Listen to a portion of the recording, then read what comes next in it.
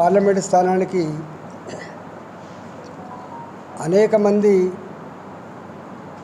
ఆశించారు. అందులో నేను ఒకరిని. సరే, మొత్తానికి మా అధిష్టానం ఏం లెక్క కట్టిందో నాకు పోటీ చేయమని ఆదేశించింది. ఇప్పుడు అందరిని అడిగిన నేను, మా మల్క కొమరన్నని అడిగిన, సురేష్ రెడ్డి గారిని అడిగిన, కూన శ్రీశైలం గౌడ్ గారిని అడిగిన, ఇట్లా అందరిని అడిగిన నేను.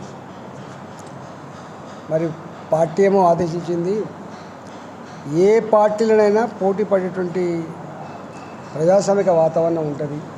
అది న్యాయం, ధర్మం కూడా. ఒక మల్కాయిరికే కాదు, రాష్ట్రంలో అన్ని నియోజకవర్గాలు గట్టినే ఉంటాయి. అందరం కలిసికట్టుగా పనిచేస్తామని అనుకున్నాం. వారు ఎప్పుడో కొమరన్న గారు నేను ఏ పని అయితే చేసినో దానికి కొనసాగింపుగా నేను తప్పకుండా మీకు సహకరిస్తా అని చెప్పిండ్రు. ఇలా కూన శ్రీశైలం గౌడ్ గారు, చాడా సురేష్ రెడ్డి గారు, కొమరన్న బిజీ ఉన్న వాళ్ళ తనయుడు యశస్వి, టీం సాయి కూడా ఆశించిండు. అందరూ పని చేసుకుంటున్నాం. మొన్న మల్కాజిగిరి రోడ్ షో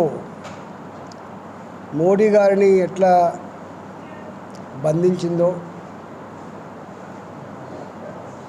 ఆయన అనేక సభలలో చెప్పిండు.